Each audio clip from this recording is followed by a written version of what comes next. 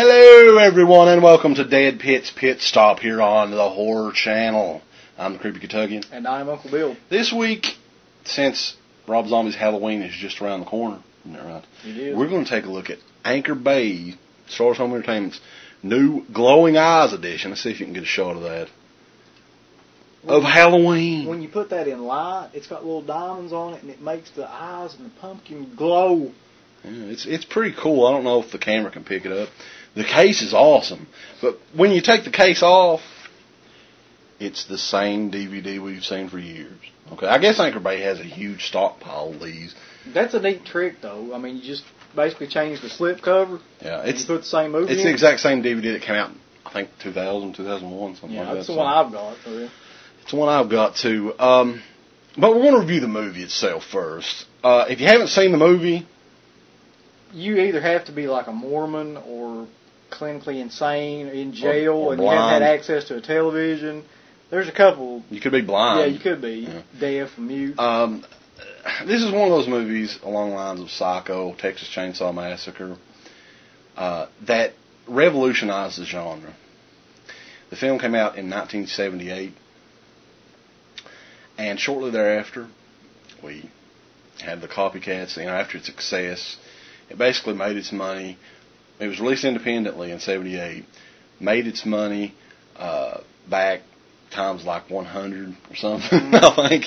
So, word of mouth, it was released independently, and through word of mouth, it got released nationally. Up until the Blair Witch Project, it was the highest grossing independent film of all time. So that's a pretty amazing feat for 1978 up until, 96? Definitely.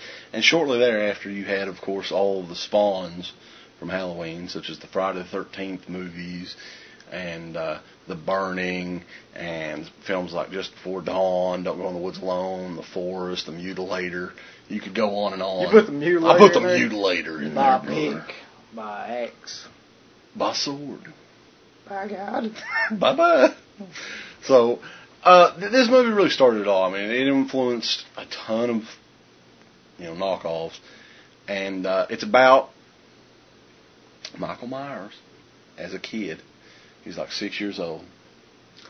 On a Halloween night, he decided he would murder his family. Or murder his sister. Yeah, he didn't murder his family. He murdered his sister on Halloween night. Yeah.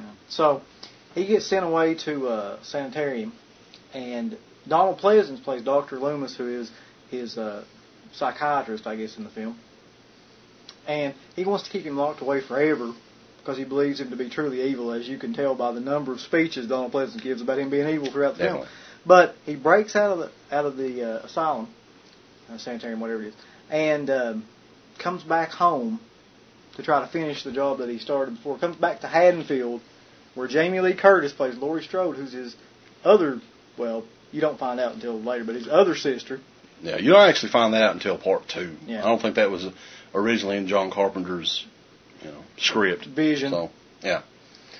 So it's really, a slasher film, but it's a very artistic slasher film. It's very atmospheric. The music, the score of the film is perfect, I think. I think the movie is actually perfect, which I can't really understand other than making money while they're remaking it, because you can't improve upon perfection, in my mind.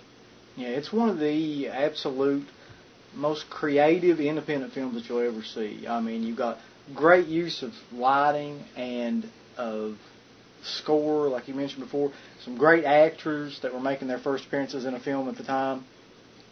And John Carpenter does a wonderful job as the director of the film. There's really little gore in this film, and I think that's a good thing. They really kind of kicked it up for all the rest of the sequels. But this is more of like a gothic type of film than all the rest of the sequels that followed it, and it's a Halloween classic. I mean, it's called Halloween. Yeah, it's and a staple of the genre. As many sequels as there were, there are none that comes even close to the original. Make no mistake about it. I mean, part 2 was good, but it was not on the level of the original, not even close.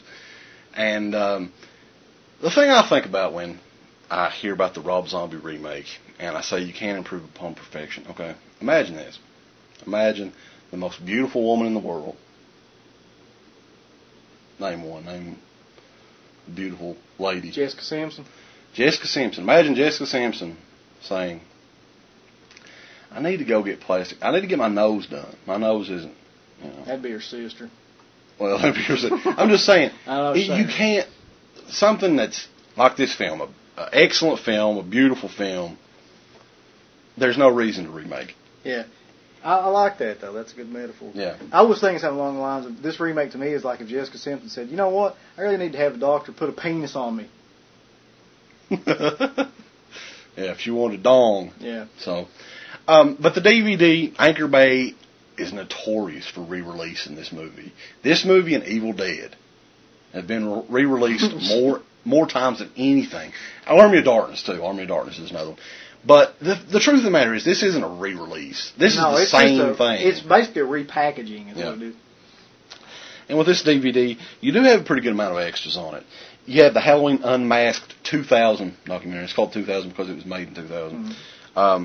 You have the behind-the-scenes still gallery, poster and still gallery, television spots, radio spots, original theatrical trailer.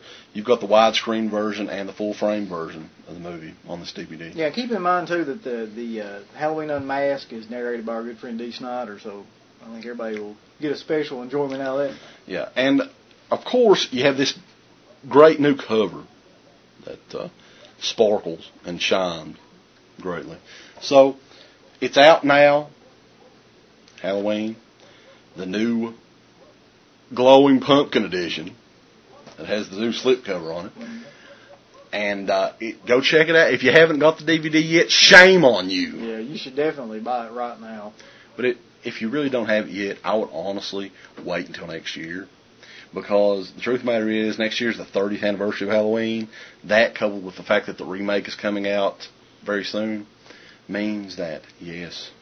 No, I want you to go out and buy this one, too, though. Because if you don't have it, you need to buy all of them. Well, you got to have the glow. I want you to buy every edition of this movie that has ever come out. So, okay.